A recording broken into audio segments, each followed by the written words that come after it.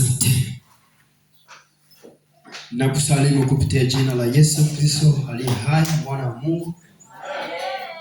Basi kwa majina yangu naitwa Mwinjilisti Justin Jumbe. Nimeokoka, nampenda Yesu.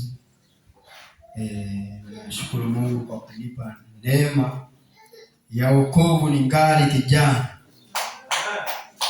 Kwa sababu maandiko yanasema kwamba Mhubiri 12:1, mkumbuke Muumba wako siku za ujana wako, kabla hazijaja siku zilizo mbaya, ambazo utakuja kusema mimi sina furaha katika hizo.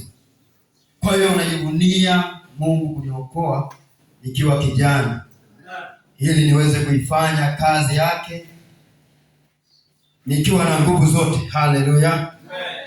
Basi bila kupoteza muda, sikuchoshi, kwa sababu najua kuna mambo mengi ambayo yako mbele yako na pia na mbele yetu sisi vijana. Kuna mambo tunaenda kuyafanya, kuhubiri Injili, watu waweze kumjua Yesu Kristo. Basi wewe unaandika, utaandika kichwa cha somo kinasema kwamba unajengaje juu ya msingi wa Yesu Kristo. Unajengaje juu ya msingi uliowekwa na Yesu Kristo. Unajengaje juu ya msingi uliowekwa na Yesu Kristo.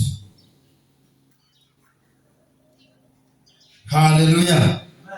Kwa sababu kuna misingi mingi ambayo imewekwa na wanadamu. Hata wewe nyumbani kule ulipowaita mafundi wajenge nyumba yako, walianza na msingi. Kwa hiyo na wewe unajua msingi wangu katika hii nyumba una kozi ngapi kuanzia chini, kutoka chini. Kwa hiyo vivyo hivyo na Yesu Kristo ameweka msingi. Upo msingi ambao umewekwa na Yesu Kristo, ili na sisi tuweze kujenga kupitia huo msingi, tuweze kujenga juu yake wa huo msingi. Haleluya. Nyaraka za Paulo, kitabu cha Wakorinto wa kwanza mlango wa 3, tutaanzia mstari wa 10 mpaka pale ambapo tutakomea.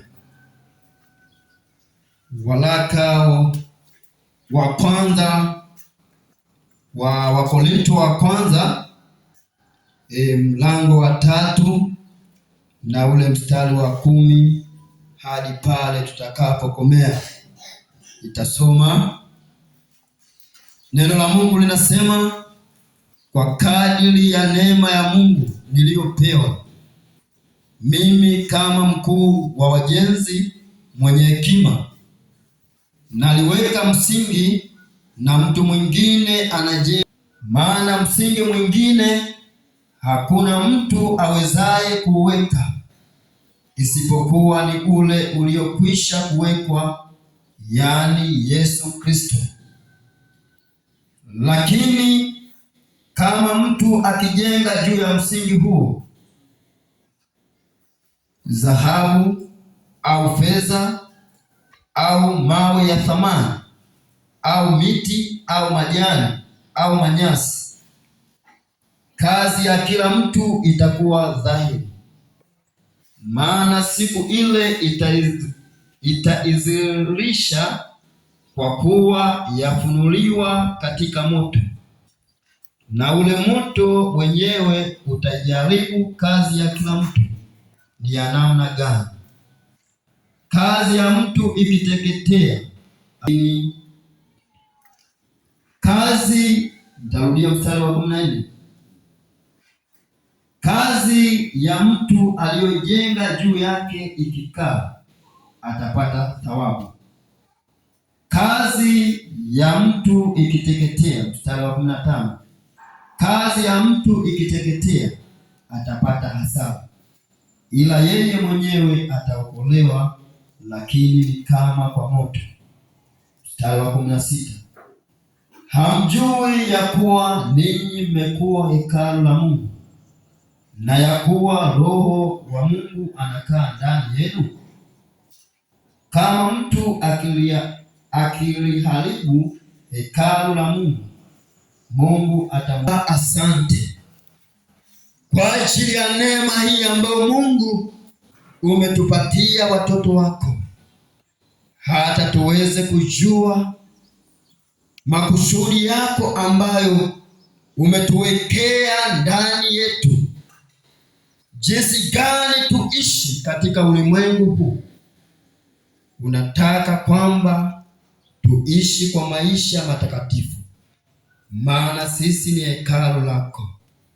Bwana Yesu, naalika Roho wako Mtakatifu ashuke, anihudumie, anitumie ili niweze kuhudumia kundi lako hili. Damu ya Yesu iliyomwagika pale msalabani, Yesu Kristo, nainyunyiza katika malango ya hekalu lako, katika madirisha na madhabahu na viti hivi ambavyo watumishi wako wamekaa. Maana kila palipo kusanyiko, Shetani naye akosi kujizuilisha ili kuharibu kazi yako. Lakini ninaiachilia damu ya Yesu ambayo inanena mema, iweze kunena mema mchana huu leo.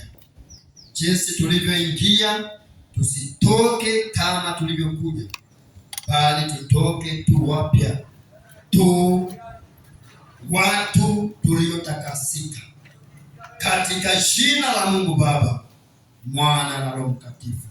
Amen. Bwana Yesu asifiwe. Basi kila mmoja amekwisha kusikia jinsi ambavyo neno la Bwana limeandikwa na mtume wa Mungu Paulo. Paulo anasema, kwa kadri ya neema niliyopewa mimi kama mkuu wa wajenzi, naliweka msingi na mtu mwingine akaja kajenga juu yake.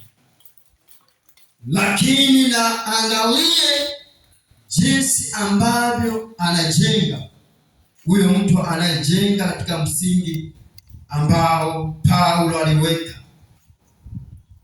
Anasema, lakini upo msingi ambao hakuna mtu awezaye kuweka isipokuwa ni ule uliokwisha kuwekwa na Yesu Kristo. Haleluya. Paulo anasema, lakini upo msingi ambao hakuna mtu awezaye kuweka isipokuwa ni ule ambao umekwisha kuwekwa, yaani Yesu Kristo. Huo ndio msingi ambao tunatakiwa kujenga juu yake. Paulo aliweka msingi, alihubiri neno la Mungu katika mataifa mbalimbali, watu wakaweza kumjua Yesu, wakaenenda kama vile Paulo ambavyo aliwafundisha watu waenende, waiache dhambi, wamtumikie Mungu ambaye amewaumba. Kwa anasema, wala mwili yasitendeke, yafanyike mambo ya rohoni. Vivyo hivyo Paulo alitegemea kuona hivyo watu wanafanya hivyo. Lakini Paulo lakini kwa kinywa chake kwamba hakuna msingi mwingine ambao mimi naweza kuweka isipokuwa ni ule ambao umekwisha kuwekwa na Yesu Kristo, kwamba huo hakuna mwingine anayeweza kuweka. Paulo yeye aliweka msingi wake, lakini upo msingi ambao ni wa Yesu Kristo, ambaye tupia pale msalabani. Na ndio maana hata hivi tupo katika kipindi cha kukumbuka kwamba tulitoka katika dhambi na sasa tu watu tuliokoka. Ina maana Yesu Kristo aliposulubiwa pale msalabani kwa ajili ya dhambi zetu, aliweka msingi wake, ili katika huo msingi watu waweze kujenga juu yake. Yesu Kristo alipoteseka, alipotemewa mate, alipovuliwa nguo, ili watu waweze kujifunza, anasema kwamba akufungua kinywa chake wala akutoa neno lolote, bali alinyenyekea mpaka mauti. Kwa kupigwa kwa Yesu ni msingi uliowekwa ili mimi na wewe tuokolewe, ili mimi na wewe tutoke katika vifungo vya dhambi, vifungo vya mateso ya shetani ambayo anatumikisha wanadamu. Yesu Kristo ameweka msingi, ameweka msingi ili tujenge juu yake. Je, unajengaje juu ya huo msingi uliokwisha kuwekwa na Yesu Kristo? Anasema katika huo msingi, kuna wengine wanajenga kwa dhahabu, wengine wanajenga kwa fedha, wengine wanajenga kwa manyasi, wengine wanajenga kwa miti, wengine wanajenga kwa mawe ya thamani. Anasema lakini siku ile kazi ya mtu itakuwa dhahiri, kwa maana ya kufunuliwa katika moto. Kazi ya kila mtu itakuwa dhahiri kwa sababu ya kufunuliwa kwa moto. Kama mtu aliyejenga juu ya huo msingi wa Yesu Kristo, kazi yake ikipita kwenye moto, ikikaa, atapata thawabu. Bali kazi ya mtu aliyejenga katika huo msingi wa Yesu Kristo ikiteketea, atapata hasara, lakini yeye mwenyewe ataokolewa ni kama kwa moto. Haleluya! Kichwa cha somo kinasema unajengaje juu ya msingi uliowekwa na Yesu Kristo? Unajengaje baba? Je, unajenga kwa mawe ya thamani? Je, unajenga kwa pege? Je, unajenga kwa dhahabu? Je, unajenga kwa miti? Je, unajenga kwa manyasi? Je, unajenga kwa matali? Unajengaje? Jiulize, hilo ni swali kwako. Maana tuko mahali hapa, wote tunasafiri, tunasema tunaenda mbinguni. Wengine kwa miti, wengine kwa manyasi, wengine kwa pesa, wengine kwa dhahabu, na wote tunatambua kwamba manyasi, miti, matawi kamwe haviwezi kupita kwenye moto vikastamili, lazima vitateketea. Mstari wa 16 anasema, hamjui ya kuwa ninyi ni hekalu la Mungu na Roho wa Bwana anakaa ndani yenu? Mtu akiliharibu hekalu langu, nami nitamharibu mtu huyo. Lakini Mungu ni wa huruma na wa upendo, ndio maana ametufunulia neno hili ili tubadilishe jinsi ambavyo tulikuwa tunajenga, tuwe hekalu lake takatifu. Maana hekalu la Mungu ni takatifu. Anasema ndiyo mimi hekalu la Mungu ni takatifu. Haleluya. Galatia 5 mstari wa 16. Galatia 5, enendeni kwa Roho, wala hamtazitimiza kamwe tamaa za mwili, kwa maana mwili utamani ukishindana na Roho, na Roho kushindana na mwili, kwa maana hizi zimepingana, hata hamwezi kufanya mnayoyataka. Lakini mkiongozwa na Roho, hampo chini ya sheria. Basi matendo ya mwili ni dhahiri. Sikiliza hapa, ujue ulikuwa unajenga kwa vitu gani ambavyo vinaweza kustahimili kwenye moto. Sikiliza hapo, mstari wa 19.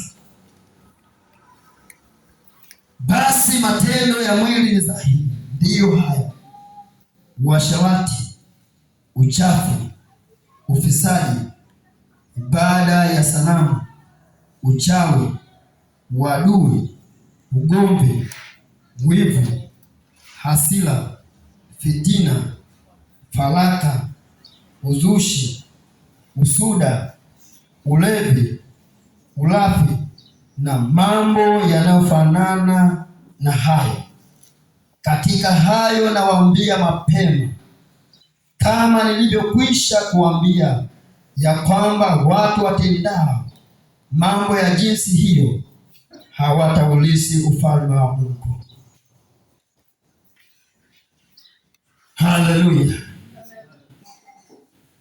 Umetambua ulikuwa unajenga jeni kwa matendo ya mwili, au ulikuwa unajenga kwa matendo ya Roho? Mambo ya mwili ni dhahiri, ndiyo haya: uasherati, vijana konge msumari, ujaoa lakini upo unafanya matendo ya ndoa, uasherati.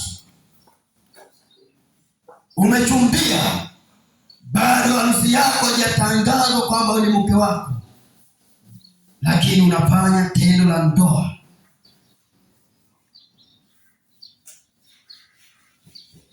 Mabinti vivyo hivyo, umechumbiwa, unafanya uzinzi, bado hujatangazwa huyu ni mume wako, unajificha.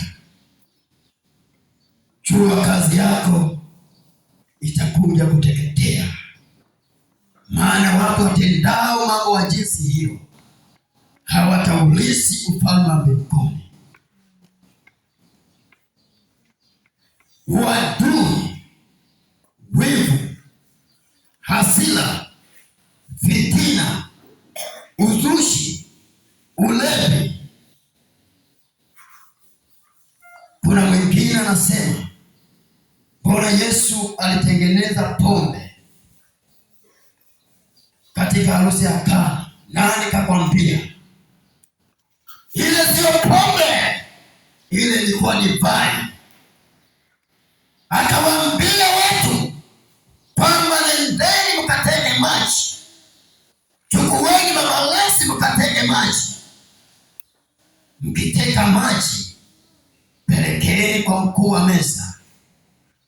Mkuu wa meza lipo yaonja yale maji, akasema, imekuwaje ninyi kuleta divai iliyo njema mwishoni, wakati wote mwishoni uleta divai iliyo mbaya?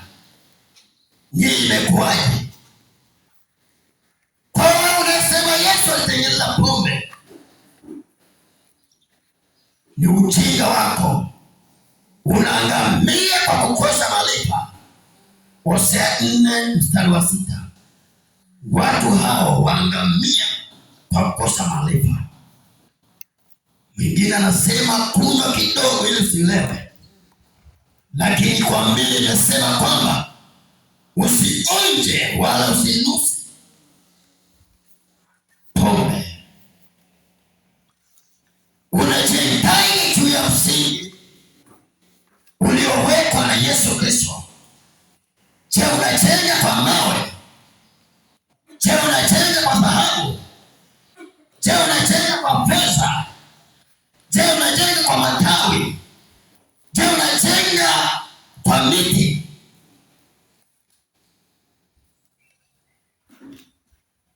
Jua kazi yako itakuja kuwa zaidi. Kama na huyu tulikuwa wote, mbona amepaki? Wakorintho wa kwanza 9:24 anasema, nami napiga mbio vivyo hivyo, si kama sitaye, napiga ngumi si kama piga hewa, na utesa mwili wangu na kutumikisha, isiwe nikisha wahubiri wengine, mimi mwenyewe ni wa kukataliwa. Tupo wahubiri hapa, lakini matendo yetu yapo gizani.